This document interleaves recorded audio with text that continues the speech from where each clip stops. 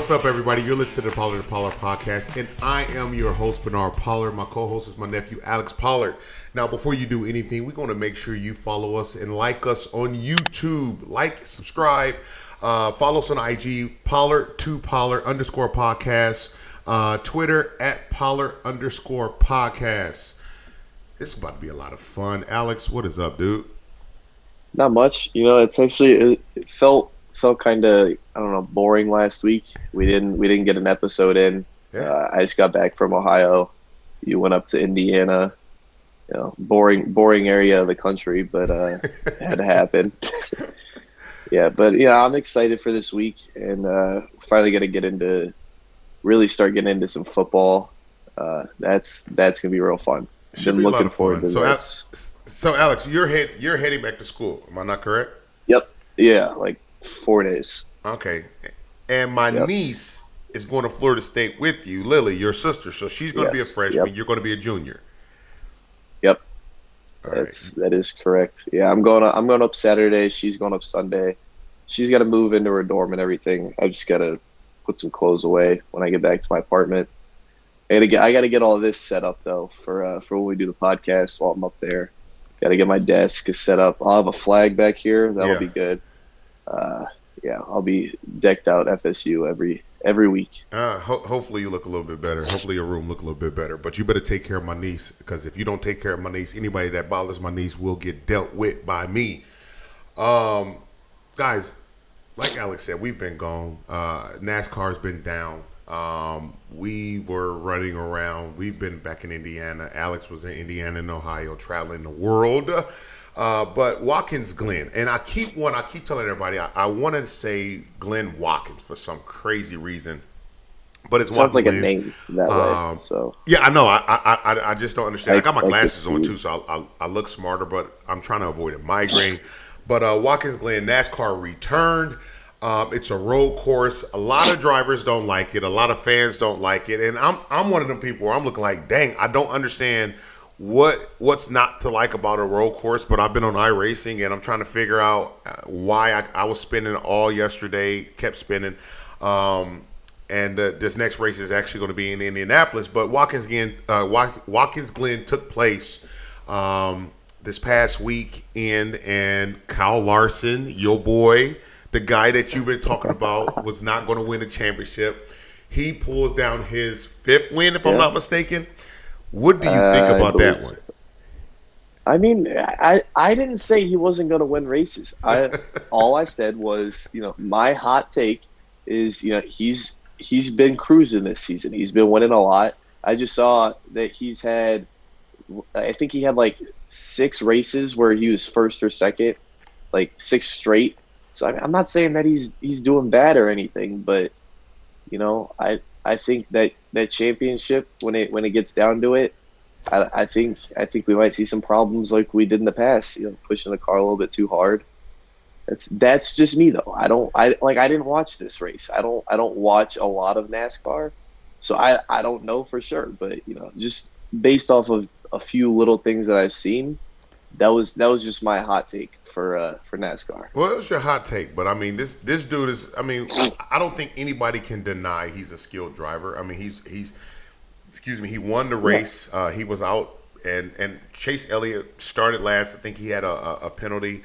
I don't get all of these penalties and understand all of this stuff that happens with these drivers and going through the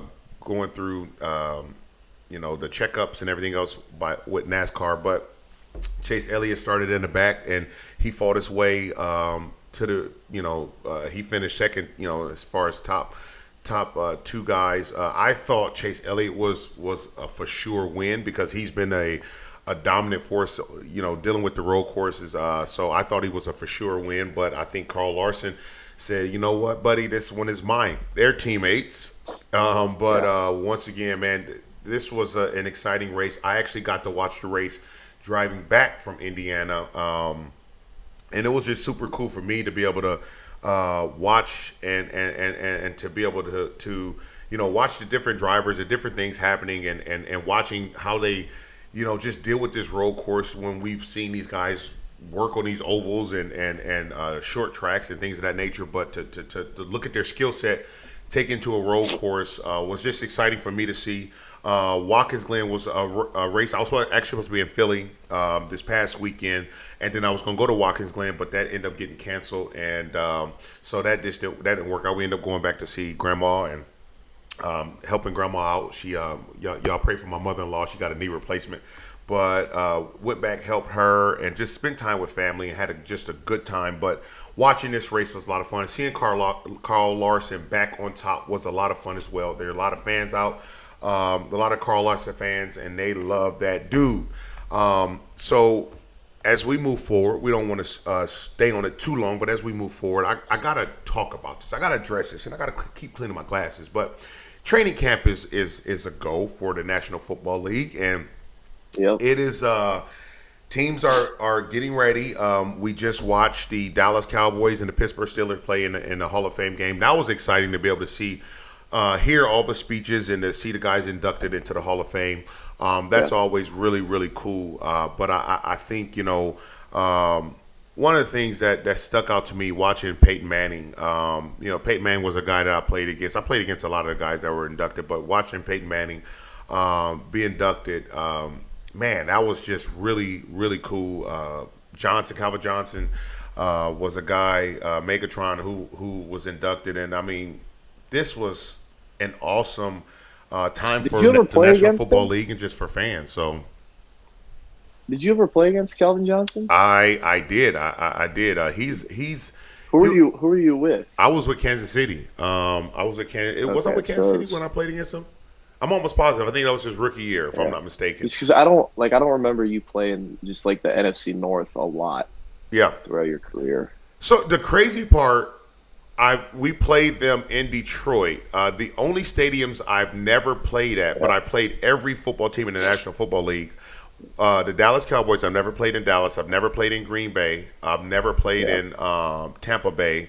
And it's another stadium. Where's the other stadium I've never played in? I forget the other stadium I've never played in. But, yeah, so those. Seattle? No, I played in Seattle. I've never played in San Francisco. So I've never played in San Francisco. So yeah, so it's crazy, but to watch, these dudes be inducted and Peyton Manning was just. I mean, I didn't grow up watching Peyton. Obviously, I was a Bears fan coming up, but just to be able to play against him, see him, and just the speeches from a lot of these cats. Charles Woodson, man, oh my gosh, man. Edgerrin James, that was another cat that I played him in when he was with. Arizona. I played him once. No, I played him when he was with Arizona. But he's a guy that I just watched them assemble that Indianapolis Colts team, and it was just really cool to see. But just the game, what did you take from the game? The Dallas Cowboys and Pittsburgh Steelers. Oh, I mean, that game was bad. It was ugly. Was it? Wait. Was it ugly because you are a Cowboys fan and they didn't win, or what? No. It was just bad. Like overall, the biggest takeaway was that backup kickers in the NFL are terrible. There were at least 4 missed kicks. Yeah. Like it was really bad. I mean, and then like looking at the two teams that were playing. I play fantasy football. I was watching Najee Harris. I'll be drafting him. He's looking pretty good, and I think he's actually going to be pretty good for the Steelers. And we were talking about it. They just added who'd they add? Melvin Gordon. They lost on their line, or no, they lost Villanueva. Yeah. They added Melvin Ingram. Or Melvin Ingram. I said Melvin Gordon. Yeah. No, he's on defense. Essentially, they lost Villanueva. But, with Harris, I watched him play at Alabama a lot. So I'm an FSU fan, so I'm not a Gator fan. So, therefore, I would watch other teams in the SEC rooting for them to win so that the Gators wouldn't look as good. So, I watched a decent amount of Alabama football last year. And, I mean, the funny thing is on the NFL field, he actually didn't look as big. Like when he was playing college football, he looked huge and like he was just dominating guys. But I mean, he's still pretty quick. And that's the thing. It's almost different. Like in college, he looked like a big power guy. Obviously, he was quick. but like now he looks more like a little bit smaller, quicker, elusive. I think he'll do pretty good there. Chase Claypool got hurt. It wasn't anything serious, but I mean, and I guess real quick, like, what's your take on keeping preseason games? Because a lot of people like see somebody like Chase Claypool get hurt, and they're like, "Oh my goodness, get rid of these games. Like, we don't need this." But as a player, I feel like I know what you're gonna say. But what's your view on that? Well, I look at this. I look at the preseason. These are your tune-up games. You need these games before the regular season to be able Yeah, to get things out. Do you need 4 preseason games? I probably would say no, but I do think you need a game or two to tune up to figure out what you can do and what you can't do. But I think more or less you need these games because you need to give guys an opportunity to win positions and to get a job, to have a job. So. I think that's what the bulk of the team is already made up. They know yeah, who's going to be on the football team. But I think to go back to where you're looking at a lot of players in college football that are humongous and then look big and everything else. This is the thing about the National Football League. You can't come in if you are humongous in college and you come to the National Football League. You're going to do more. You're specifically training certain muscles and different things. You're doing different things to be more explosive, to be consistent. You don't have class to go to. You don't have all these study halls and different things to go to. You're literally, football is your job. So you can't be as big. You're not going to last long.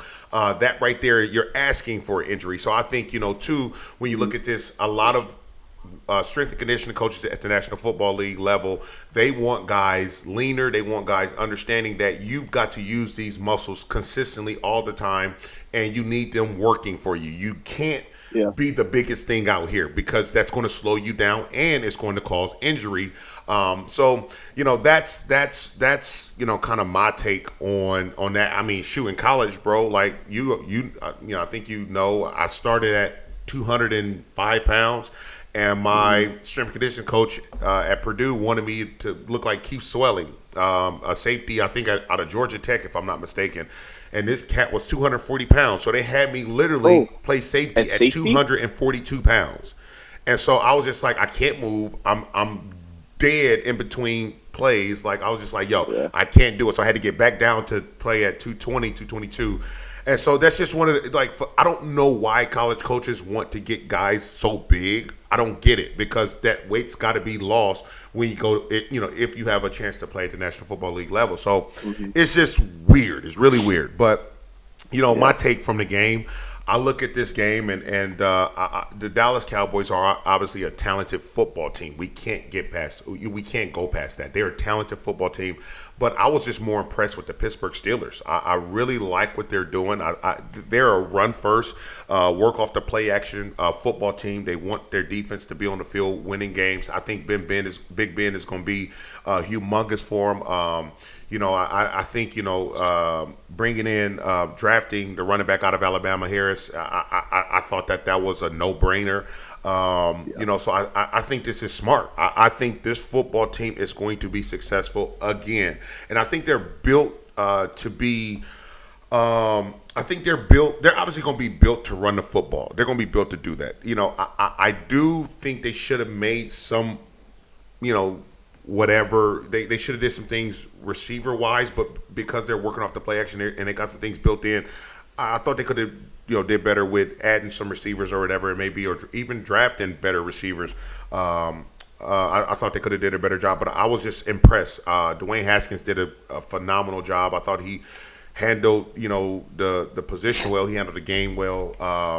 Threw some really good football, some balls that night, and just their defense played well.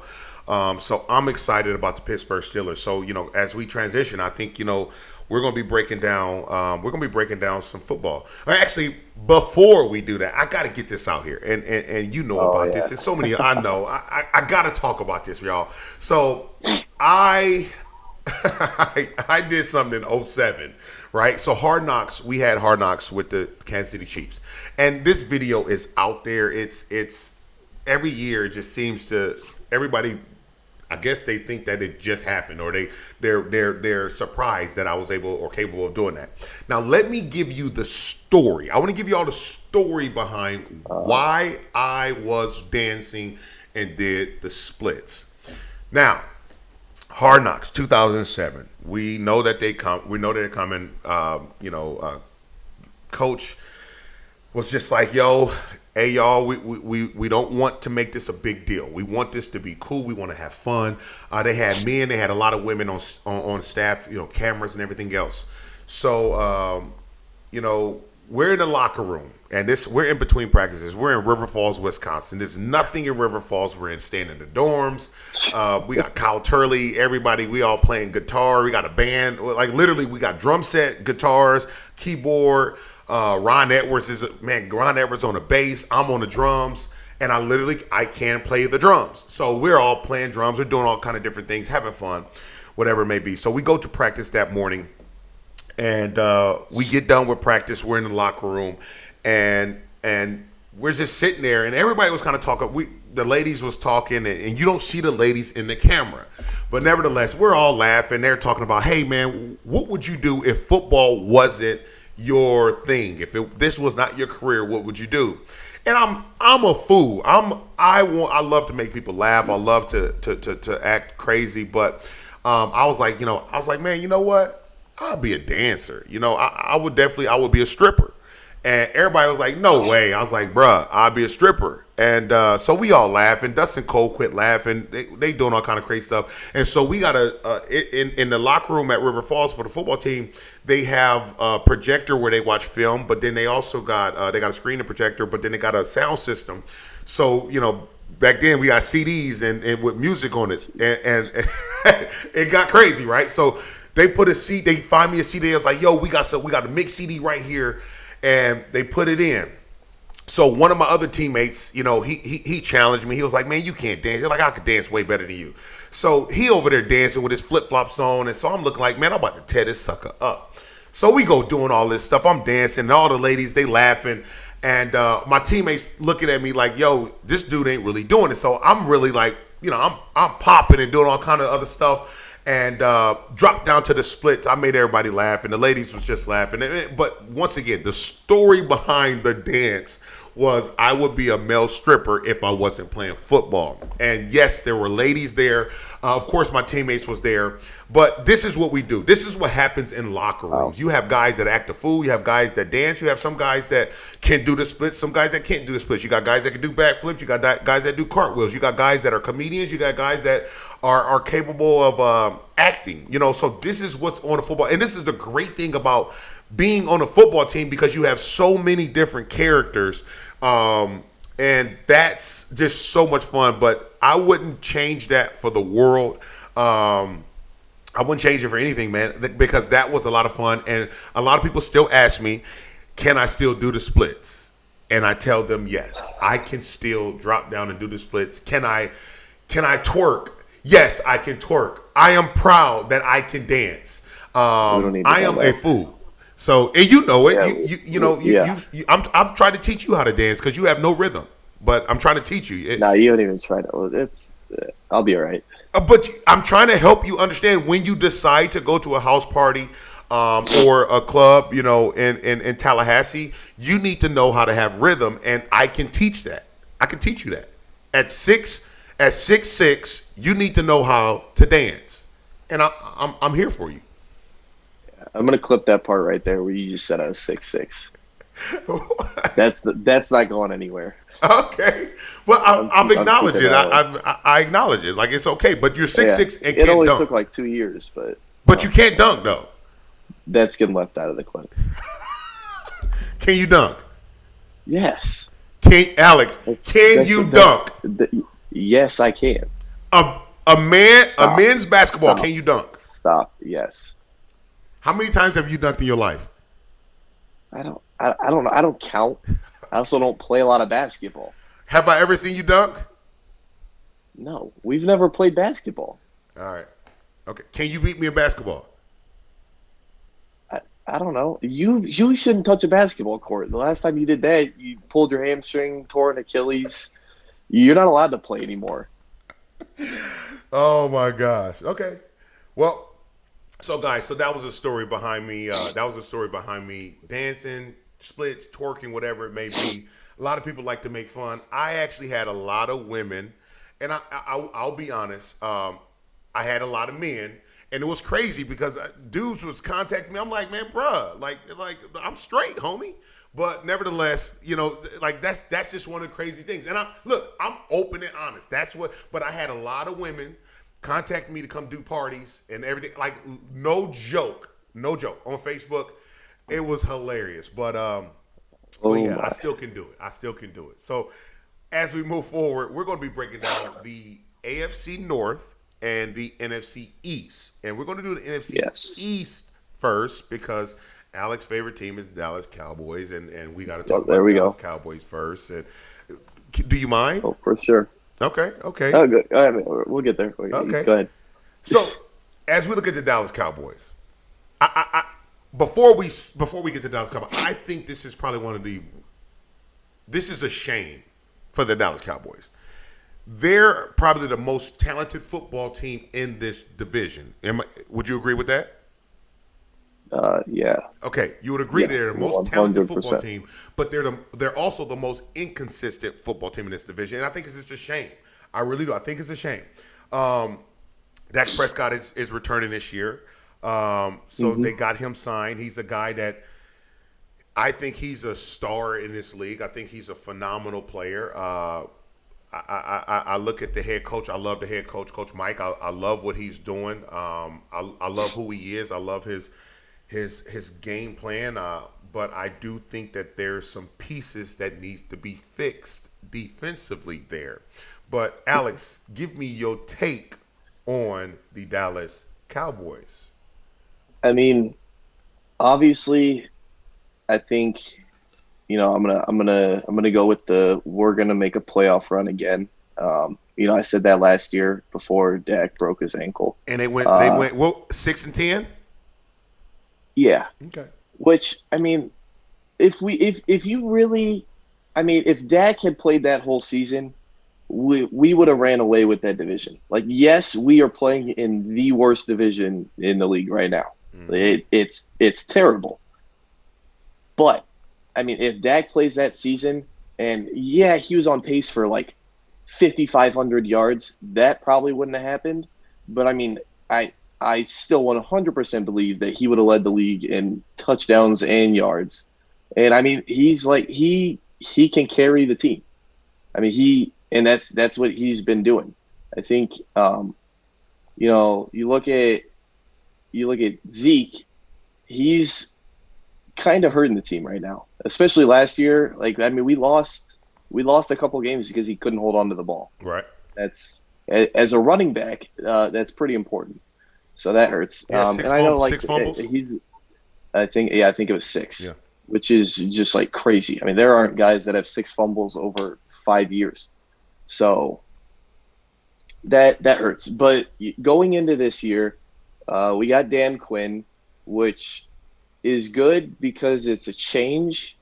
But then you look at what he did in Atlanta, and I'm like, well, I'm still a little nervous because Atlanta had a terrible defense. So I was like, I don't know where we got the idea to replace our bad defensive coordinator with somebody who also had a bad defense. But I like how the draft went and how the offseason went. So, I mean, I think, I guess I kind of just want the defense to work out like the offense, where, the play calling might not be great. The consistency might not always be there. But if we have guys that can go out there and play, at least, we'll be looking a lot better. And, Micah Parsons, he was all over the field in that Steelers game. We went out and got Malik Hooker. I think Keanu Neal will be the most interesting to see. Like, I think he'll determine kind of how big of an impact this defense will have on the game. Because, he's coming down from safety now. He's playing outside linebacker, right. Some stuff like that. We know Jalen Smith can't cover to save his life. So, that really helps to have somebody that knows how to play pass coverage. I think he'll probably be like the most important new piece Yeah, Malik Hooker, he's a great safety, and we didn't have a great safety, so that's a huge addition. But I think Keanu Neal will be kind of the deciding factor for the defense this season. And then obviously, like play calling, being able to defend the run. I think we had the second worst run defense. That's not good. Um, but I think there's a chance. And if Dak can stay healthy the whole season, the defense won't be on the field the whole game because we won't have Ben DiNucci going 6 for 12 with 2 interceptions. So we'll see it. We'll see how it goes. Well, I definitely agree. I do agree. I think if Dak stayed healthy last year, I think it's a better season. Offensively, I think it's better. I think the consistency is better. Offensively, I think the play calling would have been a little bit better. Not going with they had to change it. Yeah, you had DiNucci and you had Andy Dalton at quarterback. But I think this has got to be an offense. You have Ezekiel Elliott, you got Tony Pollard at running back. You got two guys that are capable of getting the job done. I think Tony Pollard is going to be a great asset in the passing game. Zeke is a great asset in the passing game, but I think Tony brings a different element to the game, a change of pace back. You can get a pounder with Zeke, but I think you get a slasher and somewhat of a pounder with Pollard. Running and catching out of the backfield. Now, when we're talking about Dak, I believe Dak can be a top 5 quarterback. I think he would have been a top 5 quarterback in the National Football League if he didn't get hurt. I think with this, him coming back this year, I think it's going to be very important for him to ease his way back in. I kind of want to say that he's kind of rushing. I've watched some of the camp. I've watched him move around, and I just feel like maybe they're rushing him back. If he takes a snap in preseason, I'm sorry, but the coaches need to be slapped. He should. I don't think he needs to even take a snap at all. I think he's a guy that needs to, take as many reps in practice as he can. Give him some live reps. Obviously, you're not hitting him when I say live reps, but he needs to be moving fast. He needs to be doing it daily because he's got to make up for what he's not going to do in the preseason game. We all know that third preseason game is where your starters get most of the time. Now, I look at when I say this is probably one of the most talented football teams, I have to look at, you have CeeDee Lamb, who I think is a phenomenal talent. I think we talked about this before, but I did not think he was going to be as good as he is. Oh, you didn't believe in him at all. I remember it was right after the draft. Yeah. Like I called you and I was like, he's gonna be good. Yeah. You're like, nah, he won't do anything. You thought he's just gonna have like a mediocre year and be one of those guys that he's a career wide receiver 3. I'm willing to admit that I was wrong. CeeDee Lamb, to me, I appreciate that. Hey, CeeDee Lamb is going. I think he's going to crush. I think he's going to have over 1,500 yards. If I'm he's going to have over 1,500.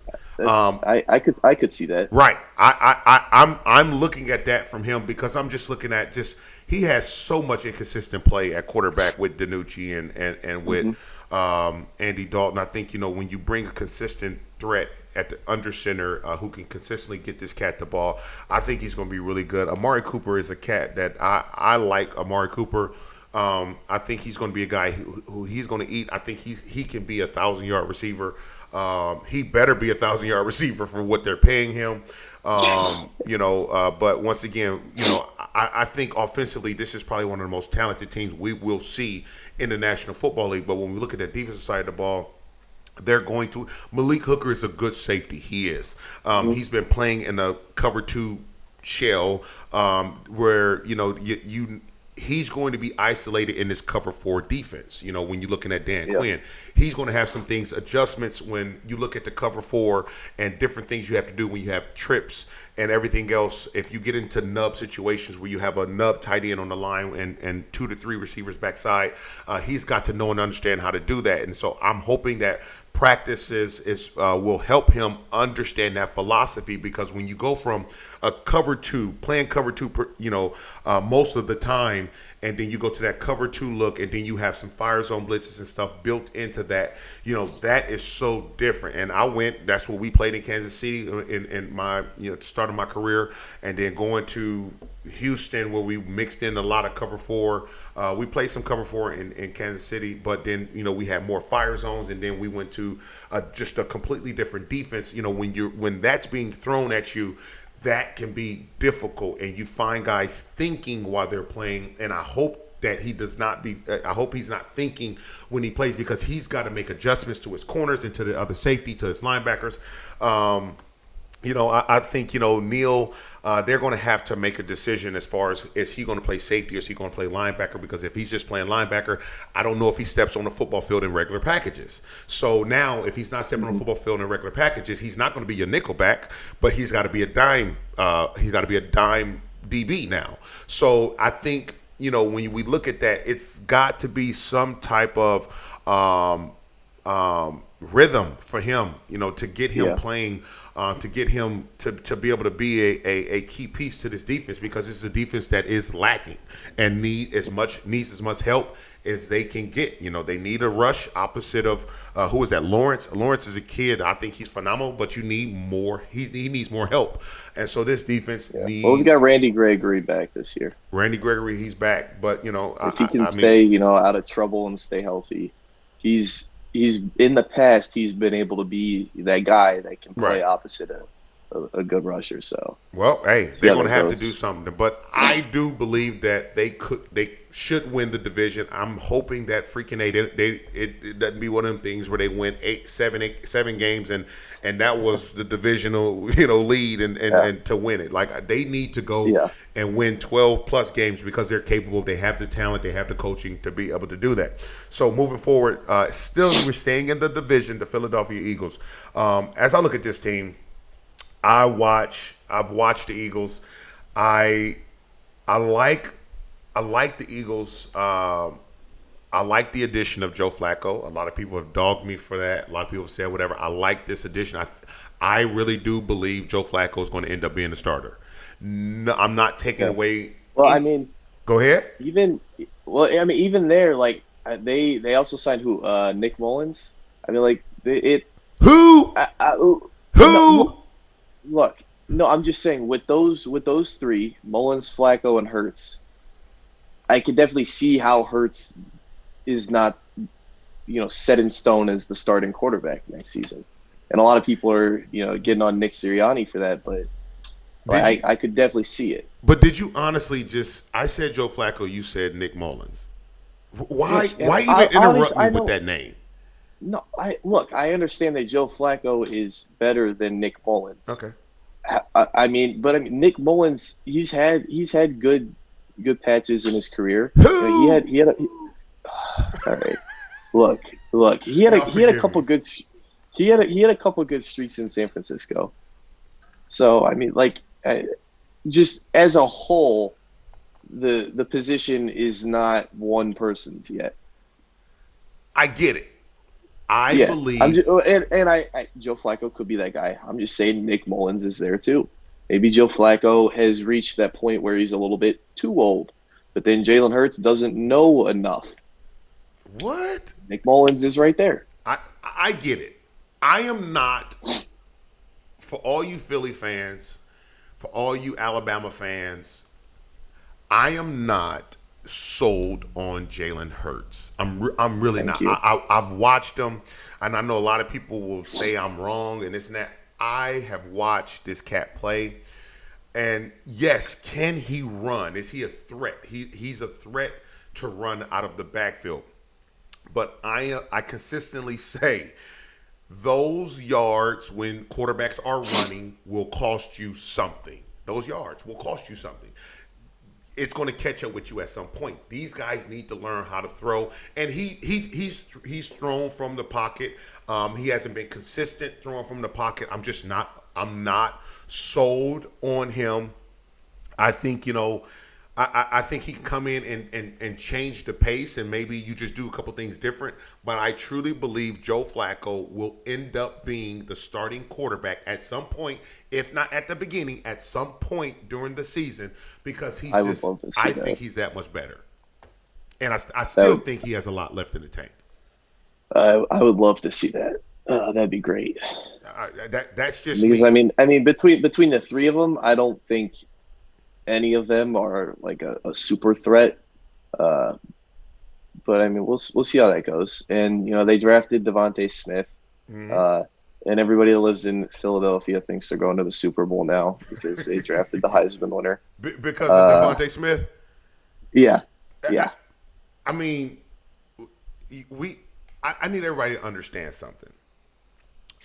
This kid was able to run free all game long in every game he And played. you If I'm not and you have to look at like who was on his team. I mean, these guys that come out of Alabama, it's because they were at Alabama. right, And you got to look at 6 different guys every play. yeah, You can't triple cover Devontae Smith because then Jalen Waddle is where Devontae Smith is right now right, without his injury. yeah. It's just the next guy is that guy. I mean, I think this cat he's going to have to learn how to run routes to beat guys. I mean, just running straight fades and thinking he's going to get a release at the line of scrimmage and just run by everybody. That's not happening in the National Football League. I mean, that's not. And I tell people all the time, college football is fun. Yes, it's fun to watch, but I look at it and it's just not NFL. You've got to do a little more. You've got to hone in on your craft, and you've got to learn the position in and out. So I'm just not. I do believe he's a talented player. I do not believe he's going to do what he did at Alabama when he's just running scot-free or motioning and just running to the flat and being free. Yes, you're going to have that at times, but it's going to have to be an offensive coordinator that can kind of orchestrate plays to get this guy open in scenarios like that. I just don't see it happening. When we look at this player, doing what he did in college, it's just it's going to be hard. The learning curve is going to be, I believe, is going to be harder for him. But once again, he's in a bad division, so I mean, who knows? Who knows? Yeah, he could do good. He could But be I mean, good. yeah, I believe and I mean the Eagles, they needed a receiver. Yeah. But I mean, going back to the draft, one of my roommates, he's an Eagles fan. And I think for them, I think Jalen Waddle is going to be the guy that's a better NFL receiver. Right. I think he's quicker, he's more elusive. I think he definitely has better hands. The only thing is he was coming off that injury. Right. And I mean, he shouldn't have even tried to come back at the end of last season. That just wasn't that smart in my opinion. But regardless, he's a little bit bigger. I think I was telling him, I was like, you should take Waddle. Yes, he had a year off and he was hurt, but I mean, if you look at him, he's more built for the NFL. Devontae Smith is smaller. He's just trying to run past the guy or just run through his own defense and find somewhere to sit down. And right. I mean, it could work against some teams that don't have a good secondary. But I mean, he's not Tyreek Hill, so it's not going to work against every team that he plays. Well, it's not so much that he's not Tyreek Hill. He doesn't have Andy Reid putting them plays together. Well, yeah, but I mean, at the same time, he's not physically where Tyreek Hill is, in my opinion. So and I think that's what Eagles fans want to see out of him. They see him just streaking through defenses in college football. They're like, oh, we just drafted Tyreek Hill.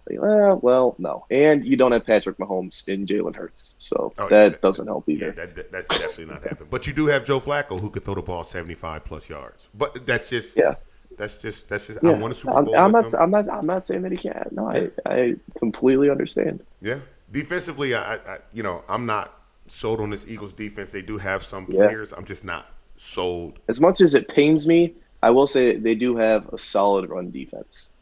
I think their front seven, and I can't even name their front seven, but they always seem to have a yes. That's literally the only guy in the front seven that I can name right now. Graham,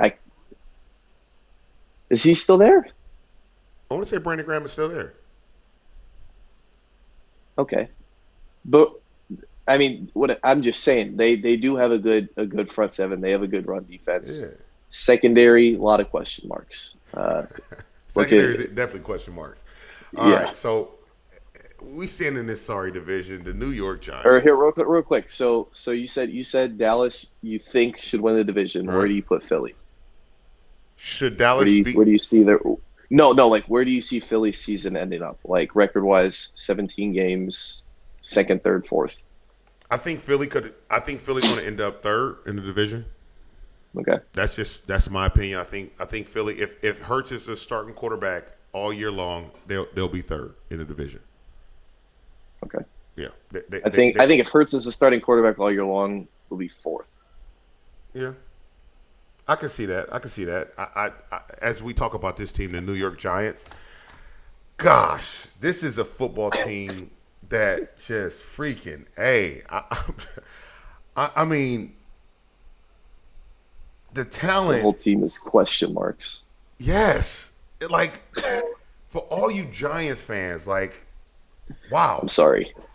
Yeah, I'm not trying to be any kind of way. Daniel Jones is a guy that I think a lot of people looked at him. I think a lot of people scratched their head when they drafted him, if I'm not Yeah. mistaken. A lot of people scratch their head. I think And he can be proved them right. good, Yeah, but he's inconsistent. very. Yeah, and I mean, and he can run like an off-brand Josh Allen. He can move Very outside of the off-brand. pocket. Yeah, like he can move. Sometimes he trips on his own feet. Yes. But I think the bigger problem is decision making, because I think he does have like good arm talent. Yeah. He can put the ball in good spots, but the actual decision making on who to go to isn't always there. Right. I And I mean, I I would agree think, with that. yeah, and they added Kenny Galladay, which could help, because that's just a guy you could just throw it up to him. The decision making doesn't always have to be there. Just go up and get it, Right. and that'll be good. But then you look at the rest of the offense, and Saquon isn't coming back week 1. He's projected like week 3 right now. Right. Evan Ingram doesn't have any hands. I think He he's does- the best player they got offensively. and that's sad. That's not That's good. bad. Because he can't catch. I mean, he single-handedly blew their season. They could have made the playoffs, and he single-handedly blew their season. Okay. That was really bad. And then the entire defense is terrible. I'm just gonna go terrible. Yeah. I would agree with Yeah, that. like this, no secondary. I mean, they have like a little bit of a pass rush. They But made a couple. That's about it. But they brought Yeah, it. they They have brought in Leonard. They Dory have Leonard. They have Jackson. Leonard. Yeah, that's one guy. You need like 4 at least Like in that the was secondary. a joke. That was a joke. Like Dory Jackson is Oh, going. look. He got paid a lot of money to go there and get beat bad. Maybe. I mean, yeah, they'll probably have to put him at number 1. So Right. we'll get to see Amari Cooper go for 150 on him twice a year. Yeah. That'll be a bad look for him. But I mean, yeah, the only reason I don't see them finishing last is because with how bad the division played last year, New York was up there with Washington for being like actually pretty consistent. Like if Daniel Jones wasn't throwing interceptions, they were staying in games. They weren't getting blown out of games. And I mean, they won I have it here. They won 7 games last year? They won. I can't see it. How many? 6 and 10. 6 and 10. games. Yeah. Washington won 7. So I mean, that's not bad for not having Saquon Barkley, and then looking at the rest of the team, you have a star tight end who's actually not a star tight end, and virtually nobody at receiver, and nobody on defense. So I mean, like it's not like a coaching thing for them. I don't think. I think it's more of a, can Daniel Jones hold the ball, and can they find absolutely anybody to play defense? Well, so when And we look at this, maybe when we look at this, I don't trust Daniel Jones at all. I mean, like I said, people scratch their Really? head when they drafted him. As I look at the stats, he is 10 interceptions, 11 touchdowns. That's not going to get it done. And I mean, I think when you No. look at Saquon pretty bad. Barkley, I mean, I watched him moving around the other day at camp. that leg's not even right. He couldn't even lift it up and do certain things. So, I mean, as we know, Saquon Barkley, he's a strong, explosive, powerful football player. And if that knee isn't right, and we're looking at him coming back in week 3, he's going to need to come back and he's going to have to carry this football team. Can he carry this football team coming off an ACL injury? I do not know. And I don't think he can. But, that's my opinion. I look at this football team and I say that there's not enough weapons offensively to compete. For me, I look at this team defensively, offensively. Yes, Coach Judge is trying to implement toughness and everything else there. But I think, it's just not, you're dealing with National Football League players. You need to assemble a good team. You can't just beat everybody in the ground with discipline and making them run and do up downs. You can't just do that. That's not the way this league, that's not the way these players respond, and what you did or what was done in New England can't necessarily be done with the New York Giants. You don't have the name that Coach Belichick has. You don't have you just don't have that star power behind you. So I just think you've got to come in and you've got to build. I think he's a guy who he doesn't know how to assemble a team, and from the front office standpoint, they're doing the assembling and letting Coach Judge just kind of be the trying to bring the hammer down. And I just don't. I don't like it. I don't trust the quarterback. I don't believe the running back will be. We're not going to be able to see Saquon Barkley really trust that leg that where he tore his ACL. I don't think we're going to see him at full tilt until probably week 8 or 9. Just not enough weapons offensively. I think you made a crazy signing with Adoree Jackson. Logan Ryans is there. You have some players, but I think too, they're going to be on the field a lot. And so you're just going to run that defense down. What I see, and I could be wrong, but once again, this division is bad. So I think with the division being bad, this potentially changes. But I see the Giants at 4th. I see them finishing 4th because it really wasn't enough pieces that they brought in to be a difference maker for this ball club. And I think they're going to have to get consistency. They're going to have to make a decision when it comes to Daniel Jones. Is he the future? They're going to have to make a decision at the quarterback position, and you already shaking your head. So as we move forward to the Washington, I keep wanting to say the Washington Redskins, the Washington football team. The Washington football team, Coach Ron, he's a guy who I respect. He's a coach that I would have loved to play for. This ball club is interesting to me because we all know and understand they made a crazy decision. It was craziness last year with Haskins and just the other quarterback they had. Forget the other guy. He ended up getting hurt. But you bring in Ryan Fitzpatrick, and everybody call him Fitzmagic. Fitzmagic. But I think this team is a wild card. I honestly believe they potentially can make some noise by just going there. I think you get consistent play at the quarterback position, bringing Ryan in. So I think they'll be okay. And it was Kyle Allen who it was, but I think they'll be okay at the quarterback position. Now, I've played with Ryan. I've played against Ryan. When Ryan hot, he's hot. I think everybody understands it. When he's hot, he is hot. Yeah. When he is bad, he is freaking awful. He's 4 interceptions. Exactly. Bad. And so, this I think if Coach Ron can get them receivers playing, and as we know, in addition, is Curtis Samuel. He's going to be an important piece to this offense. I think a guy that can stretch the field, a guy that can move the chains. So you have that. This is, to me, I think this team is a wild card. They can finish anywhere from first to fourth. You just don't know. But I think they're capable of coming in, stealing some games in the division, beating some teams outside of the division. I like what Coach Ron is doing. I think that they're going to be better. I think their defense is actually decent. I like their front seven. This is actually pretty ridiculous. Cool. I like this team. What do you think about Washington? Mm-hmm.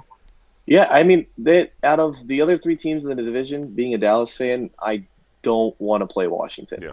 Like I don't. And I mean, like you said, like they're a wild card.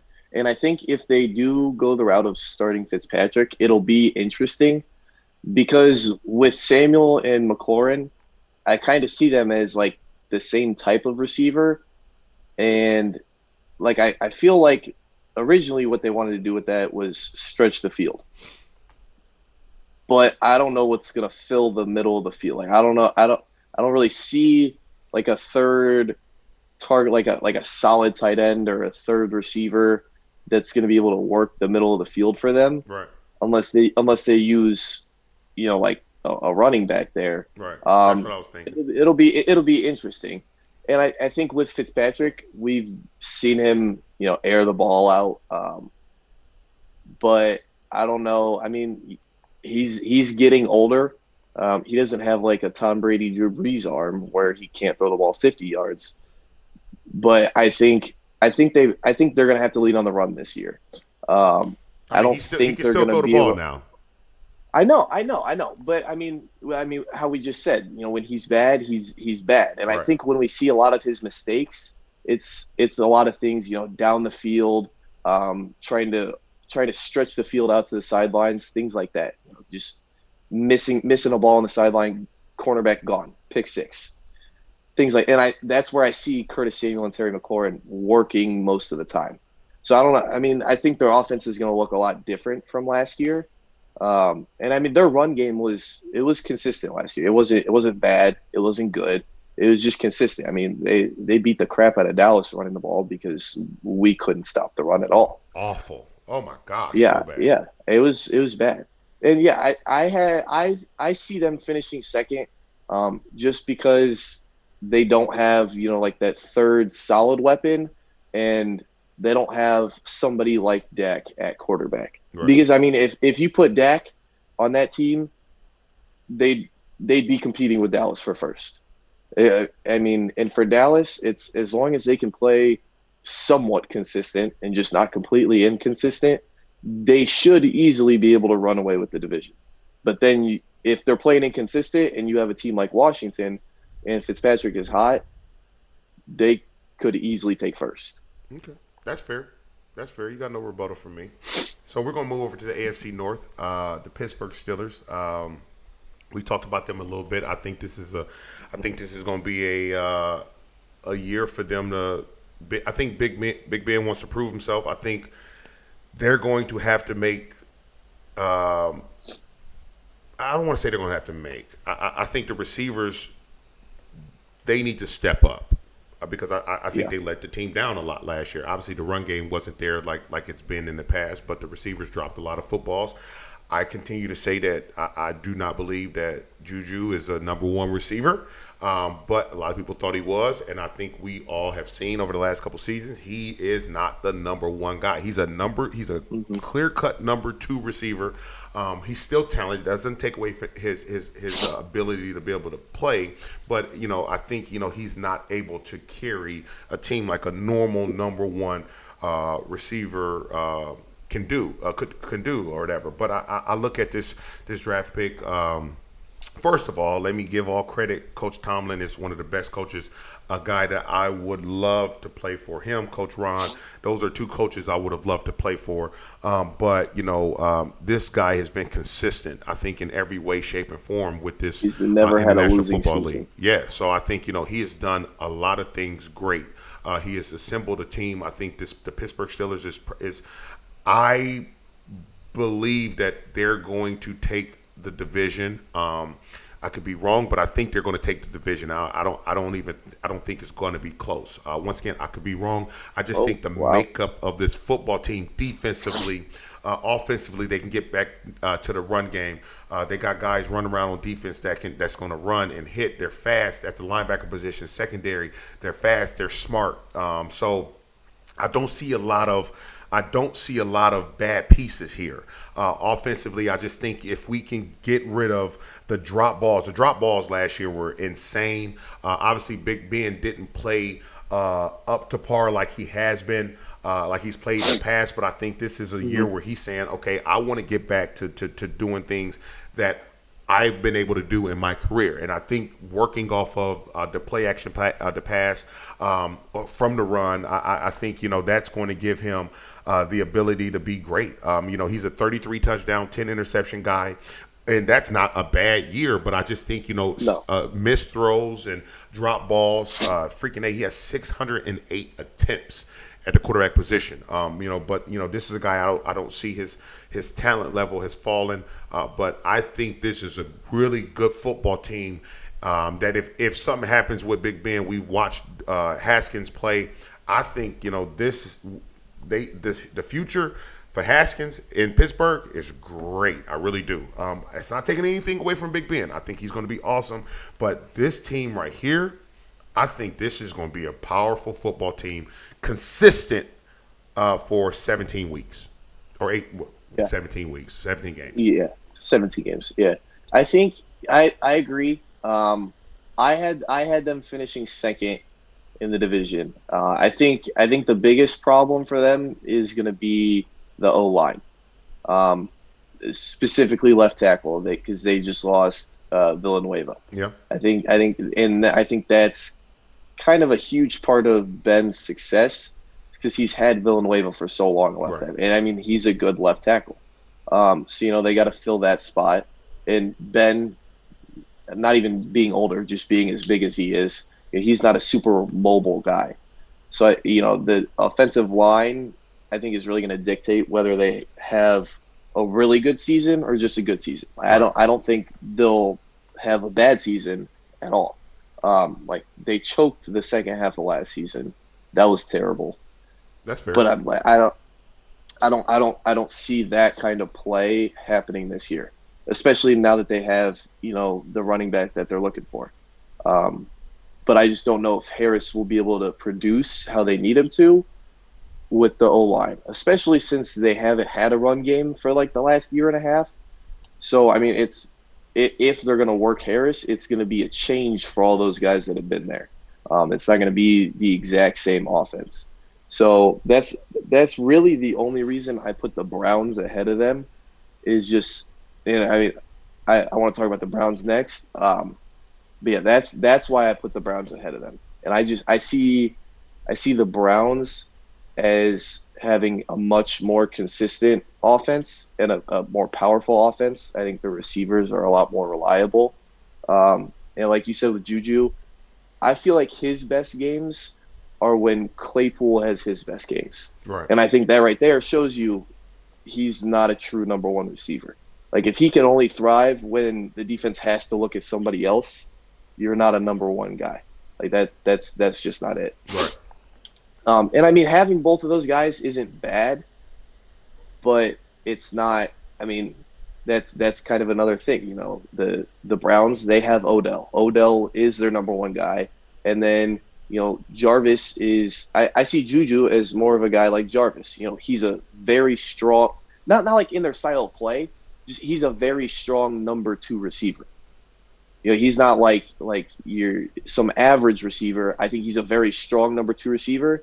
And I mean, you got to look back. The Browns tried to use Jarvis as a number one. It didn't really work out. Jarvis is. So I think I mean, we could talk about it, but I mean, I think we see Jarvis being a lot better playing with Odell right above him. And I think the same thing was going for Juju. Juju was a lot better when he had AB right above him. And then AB was gone, and he had to be that number one, and it's not the same. I can't jive with you on that one, bruh. I can't. I think we agree. And as we move to the Cleveland Browns, I want people to understand Jarvis Landry is a number one receiver. Jarvis, when you have Odell on your team, I think that's just hard for any quarterback. Baker Mayfield, any quarterback in that position, when you have an Odell Beckham who is phenomenal. I think he's phenomenal. Mm-hmm. I think he's a guy that can, he's a route runner. He's a guy that can speed, go by you. He's got to do some wonderful things on the football field. But let's not get it twisted. Jarvis Landry can too. Jarvis Landry produced in Miami. He was the number one receiver in Miami. That's true. Jarvis Landry, that does so.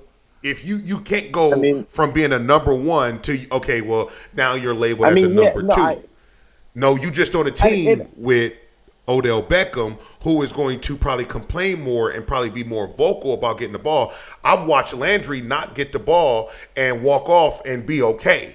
Or, and guys are going to complain and say things or whatever, but I watch Odell be more of a whiner when he doesn't get the ball and plays aren't called for him more than I've watched Jarvis Landry do it. I think Jarvis Landry was overlooked a lot of times. He was open a lot of times last year and didn't get the ball. I watched the film where this guy was running, had this guy beat. This guy should have had opportunities for a 50-50 ball where he was a step or two in front of the corner where he didn't get the ball. But I think it's tough, once again, being on that team. Now, Baker Mayfield is a guy I like Baker. I think he's a cat where I'm not going to label him like a Ryan Fitzpatrick where when he's good, he's good. When he's bad, he's awful. But, he makes some poor decisions at times. He's gotten better over the last couple seasons. But, this is a guy that I think can throw the ball well. He has the attitude. He's a leader, obviously. And he has talent around him.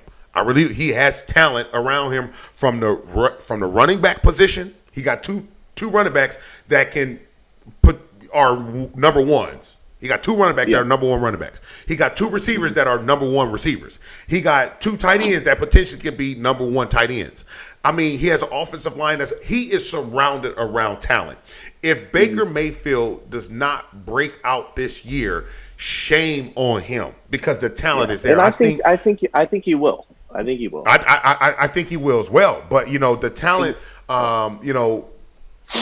Coach Kevin is going to have to, Stefanski is going to have to do some things where he's got to showcase his quarterback. Obviously, they still need to go through the run. They just paid their running back.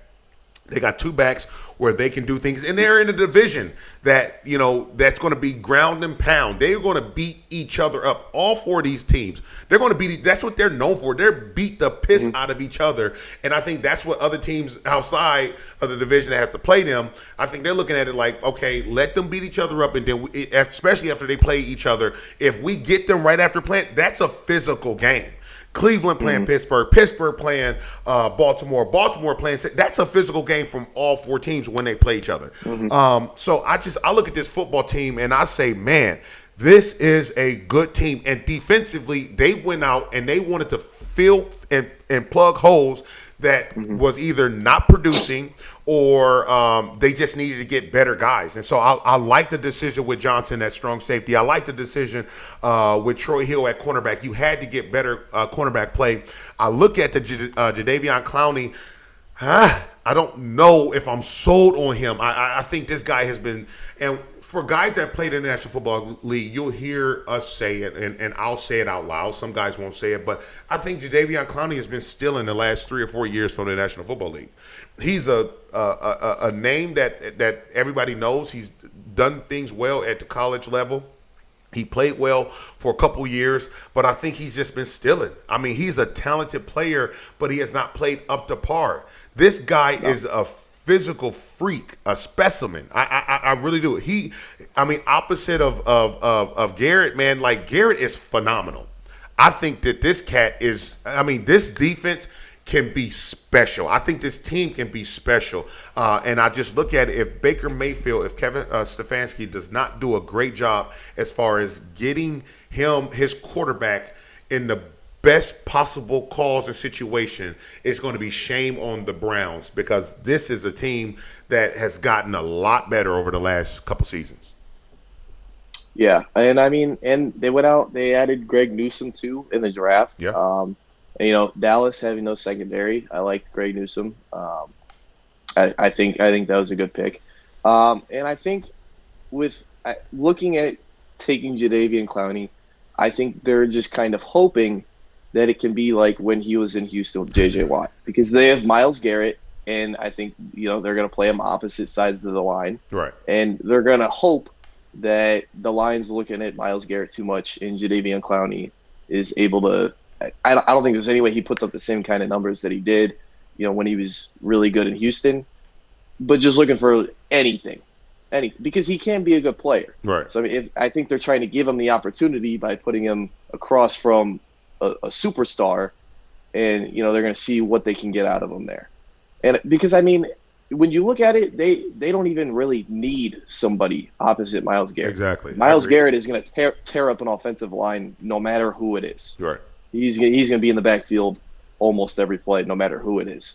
So I think there was like, well, we'll take a risk. Maybe they had some cap space, which looking at it, they probably shouldn't have any cap space. They just paid Nick Chubb. They got to pay Baker next year, Mayfield next year. The way you put those names together, that was actually impressive. Yeah, I messed that up. But I don't really know how they're going to afford him, especially if he plays well. But I don't see it as like a bad signing or anything. I see it as more of a, if it happens, it happens. Yeah.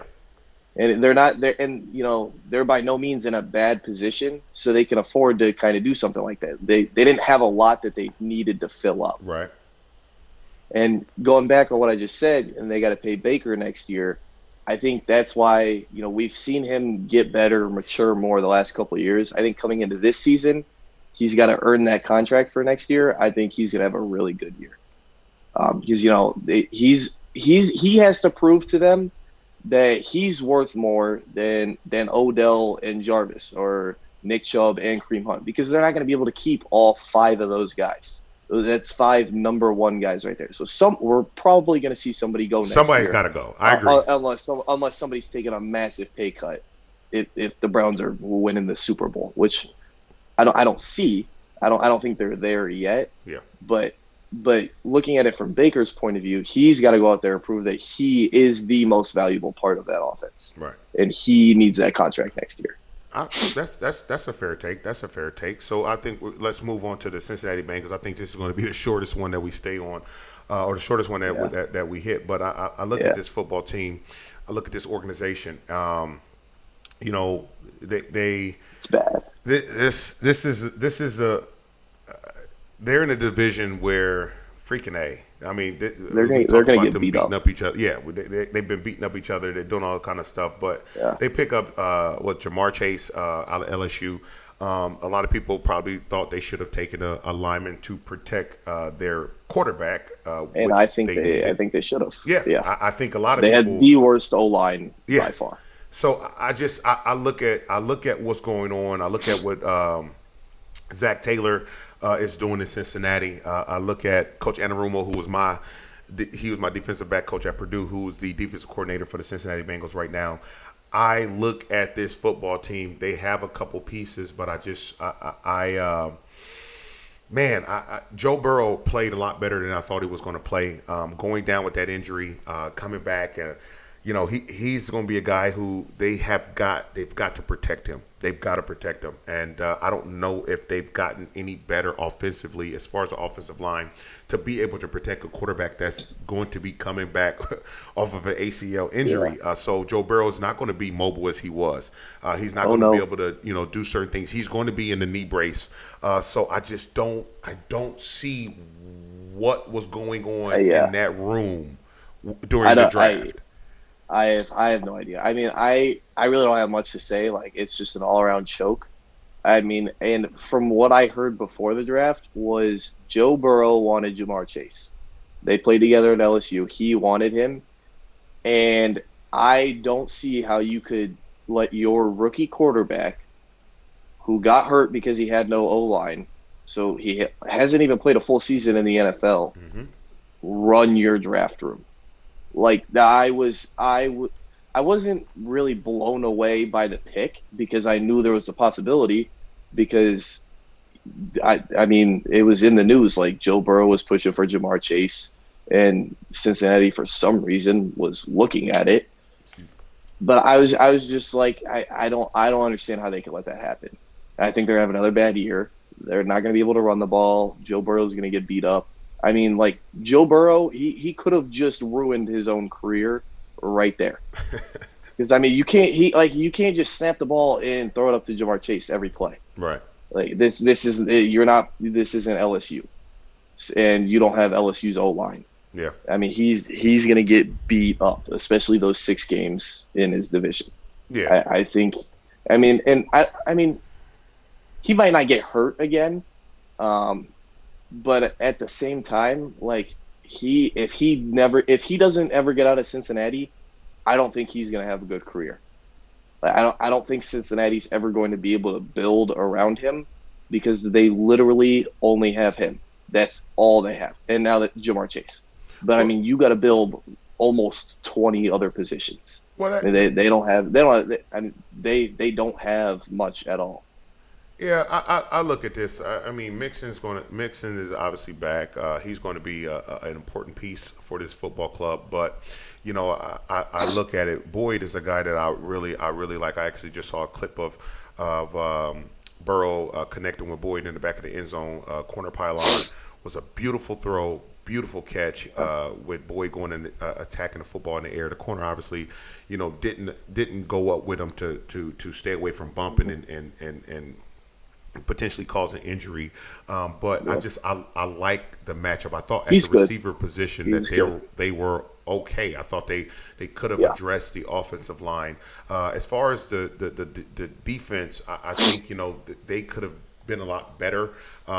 They got Jesse Bates, one of the best safeties in the National Football League when it comes to playing that middle of the field. He's a smart player. He's a former baseball player, a guy that understands space. He's a guy that understands how to track a football.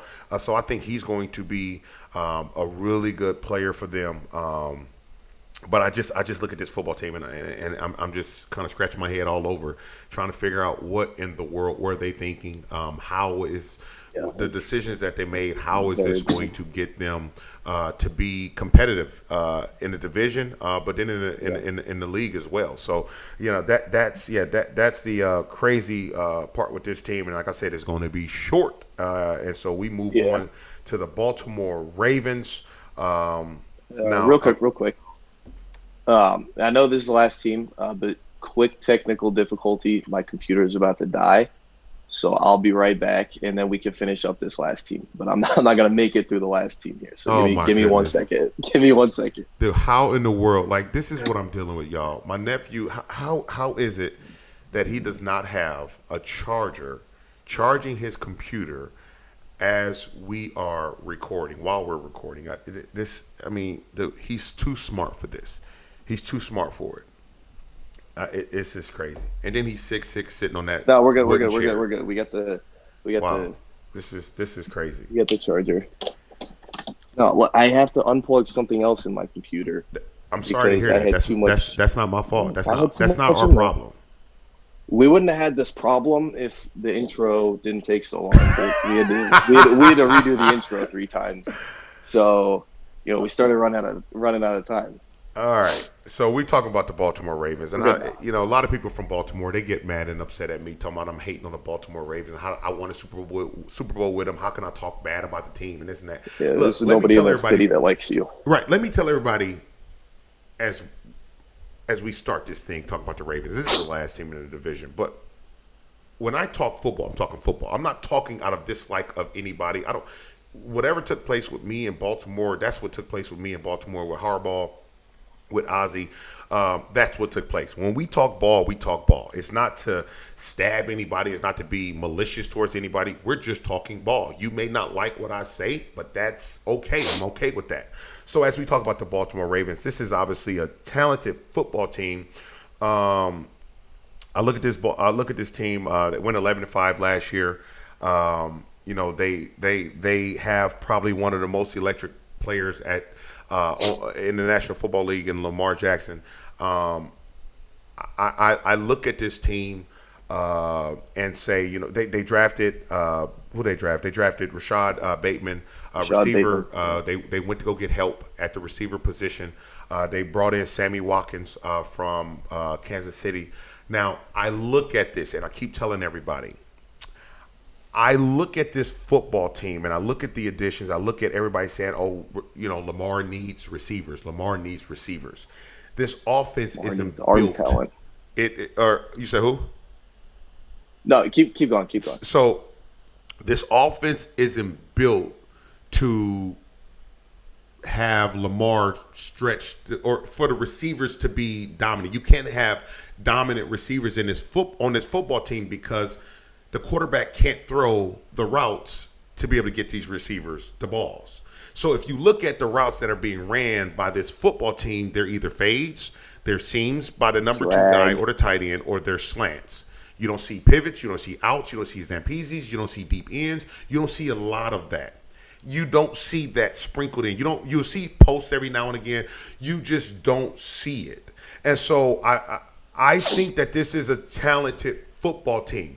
I think Lamar is going to get paid because he's electric. Everything goes through him as far on this football team.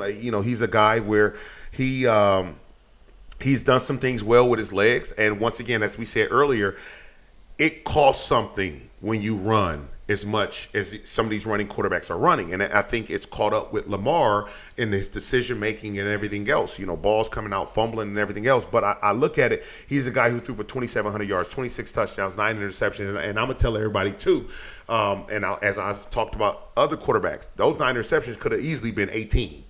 There was just drop picks. And so, yes, it's only 9. It's not 18. But, we have to look at the decision-making. Is he a threat? Yes, he is, because he's able to beat you with his legs. But once again, Father Time is undefeated. We get older. We don't get younger. So as Lamar is getting older and that running he's going to get slower. He's not going to keep getting faster. So he's a guy where I think they're going to have to hone in and teach him how to throw. Everything is directly across the middle for Lamar. Yep. Everything, it's a sit down. Andrews running the seam bender. Those things are directly in front of him, so he doesn't have to make the reads. And I just look at this football team and I say, this is what's going to come back and beat them. Defensively, I think that they're playing really good football. They play good football. Wink has done a great job calling plays, sending blitzes. The front 7 has done a great job. But I say too, when teams are able to pick up those blitzes, all of a sudden that defense isn't as strong or powerful as people thought they was, because you're able to pick up the blitzes, and now you're able to kind of dissect that secondary, because some of the times they don't understand the positions that they're being put in. But I think this is a good football team. I think that they're going to be competitive. They're going to be able to do some things. One of the best corners, I think, in Marlon Humphreys. I like him at corner. As far as the front 7, they're continuing. They're going to be aggressive. They're going to go and try to get the quarterback, bringing in Justin Houston.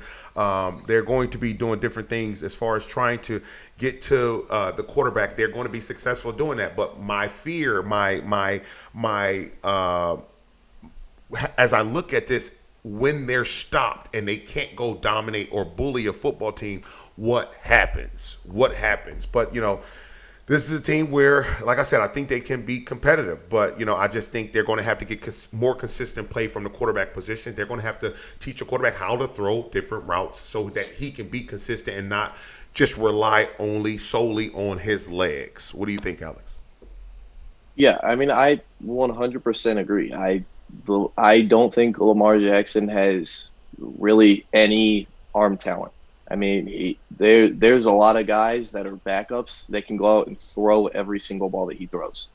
I mean, anytime I turn on a Ravens game, every other throw is to a tight end over the middle of the field, or dumping off to a running back, or a dropped ball down the field because they don't have receivers they can catch. I get, and their defense is really good. I think their defense, kind of carries sometimes, because, Lamar has made bad decisions and that has hurt them, because they don't really have a way to overcome those bad decisions. Their offense is very straightforward. And saying that, my question is, why is nobody adapting? It's the last 3 years, their offense has been virtually the exact same. And I mean, you just laid out, they run like 5 routes, and Lamar Jackson is then just a threat to run. So I mean, like I just don't understand why nobody adjusts. Because I mean, Mark Andrews will week in, week out tear up a defense right over the middle of the field, and nobody will do anything about it. Like I don't understand. Just as a fan watching, like what is going through all of these defensive coordinators' minds. Like it seems simple. Obviously, I didn't play, and I mean Lamar running isn't simple, but the rest of the offense does seem very easy to stop on paper. Right. So to answer your question, I think what we're dealing with here, one of those things where when you look at defensive coordinators, they try not to get out of the norm. And so watching college football, a lot of offenses and defenses are jig rigged. Now, if I'm a defensive coordinator playing against the Baltimore Ravens offense, I'm coming in and I'm saying, this week we're going to jig rig our defense. Why are we going to jig rig our defense? Now, I'm going to create a pass rush I'm not looking to sack Lamar. I just want to finish off the pocket that the offense is looking to create for them. So everybody stay in their lanes. I don't want anybody rushing to sack them. Now, we took this philosophy. Dean Pease took this philosophy when we played against the New England Patriots, Tom Brady. So we wanted to keep Brady in the pocket, but then late we brought a blitz right up the middle because Tom Brady stepped up to throw. Now, with Lamar, I'm literally creating a pocket, and I'm a jig rig my linebackers drops because if I keep a low hole player in the middle where he wants to go, that's jig rigging. So if we play cover 3, you're going to have 2 hook curl droppers. So they're going to split, and it opens up the middle. Now, if you call a spy, you remove one of the pass rushers who potentially helps, keep that pocket or crush that pocket. Now you bring them out over the middle, but then now you're putting a less talented, elusive player that can be in that hole over the middle. So I'm literally just jig rigging, telling my defensive line, rush. We're rushing to keep him in the pocket. If he goes, now we push out. So it'll almost be like a peel. So for my outside linebackers, we're rushing him, or defensive end, we're rushing him. As soon as you see Lamar go to break, now we peel and go flat. We don't peel and try to run because you're not going to be able to chase him and run him down because he's going to get the edge on you. But if you run flat, a straight 90-degree angle, now you bring in your other players to be able to play him. But other defensive coordinators don't want to do all of that movement. They don't want to change that much. If I'm playing the Baltimore Ravens, I'm literally playing cover 3 most of the game. If I give you a 2-shell look, it's going to be 3rd and long. But I'm playing a cover 3 shell most of the game. So right there, my question would be, why wouldn't you play cover 2 to, cover that middle of the field where he's looking, and so you don't have to see. I mean, you said you wouldn't spy. Right. So I mean, because Mark Andrews isn't a bad tight end, so I feel like against the cover 3 look, he's gonna be able to find that spot that cover 3 is gonna give up. So what I'm doing, so in the cover 3, why I'm not playing a cover 2, because we're going to run our middle linebacker down the middle of the football field. So now you open up the middle of the football field. When I look at the Baltimore Ravens, they're not beating us just strictly running down the field. I don't need to jam them at the line of scrimmage and then sink under them and take 2 safeties to play halves. That's not the type of offense this is. So if you play a cover 2, now you soften up your defense for their running attack.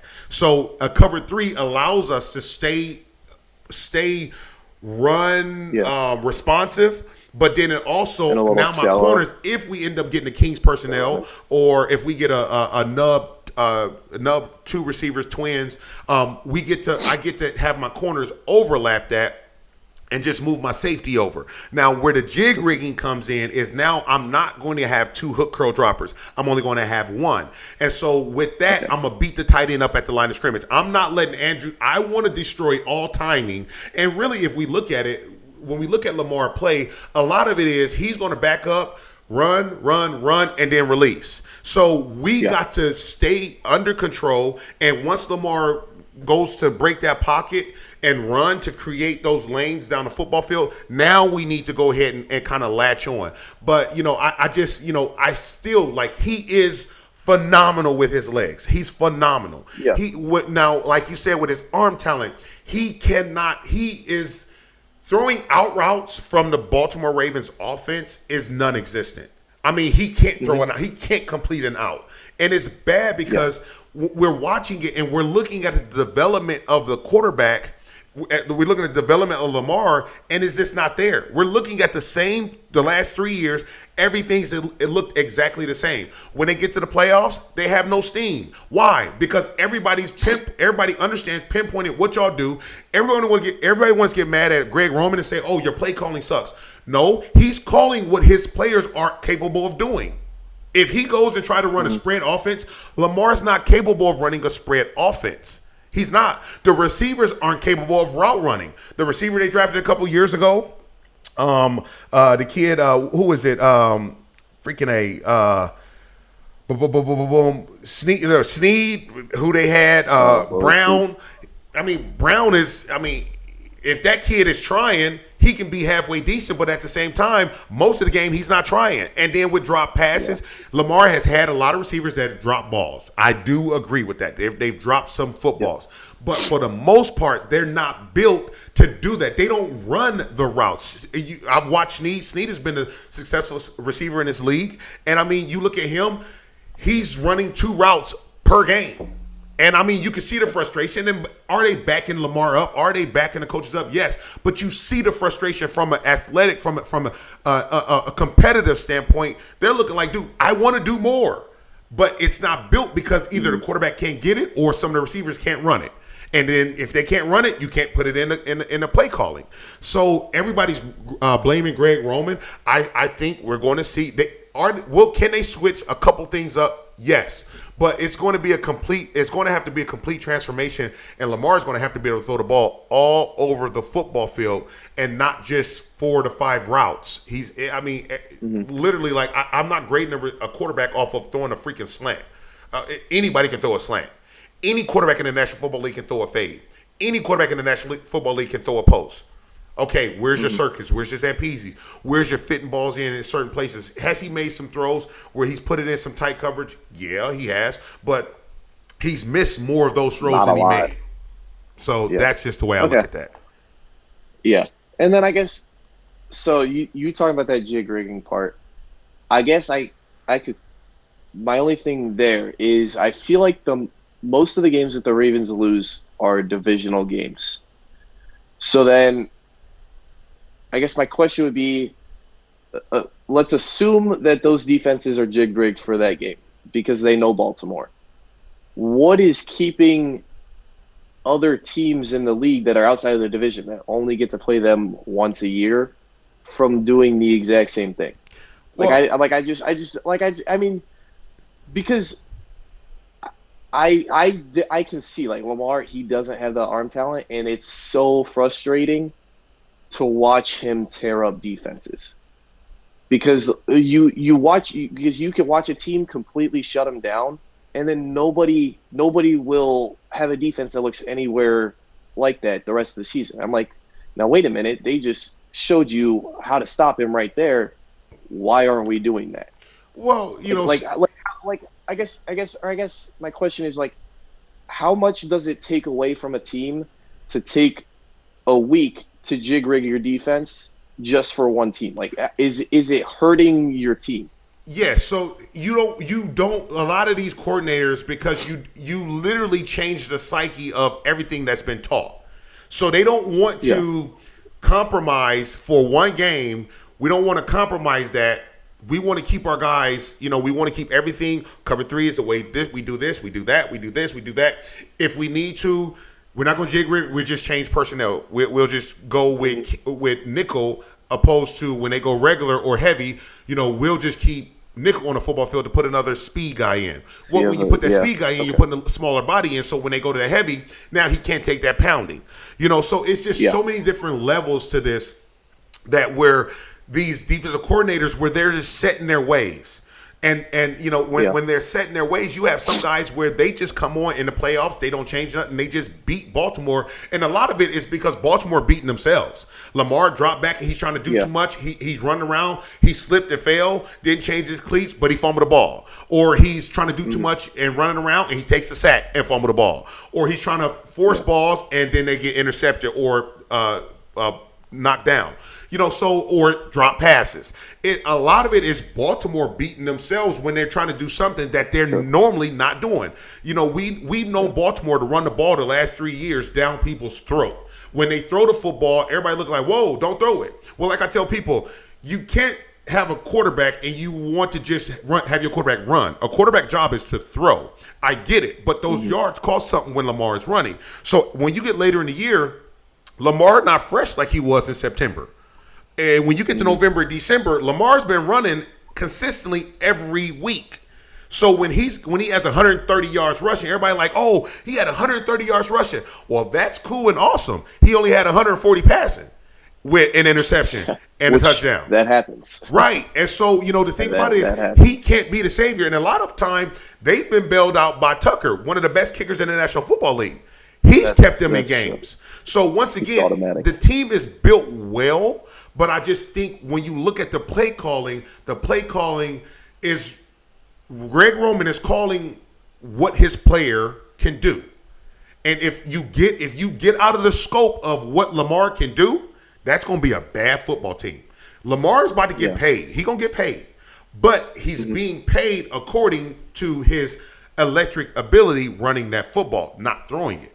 He's not wowing us with his throws. A couple years ago when he was having all these yards, he was playing against very bad defenses, and at the end of the game, they just throwing fades and just keep throwing the ball to try to pad them stats. When I watch football, I see what's going on. A lot of people just be like, oh, no, the Dolphins were awful a couple years ago, and they padded stats. He had 4 or 5 consistent games where he did that. So, you know, they I think they've got to get better. They've got to require more and teach and develop Lamar. But once again, we keep saying develop. I believe honestly it's too late to develop Lamar. He's set in his ways. The coaches are set in their ways, and they're willing to die by his ways. They're willing to die by him. You know, and this is the way they've won. This is going to be the way they lose, and we've seen it the last few years.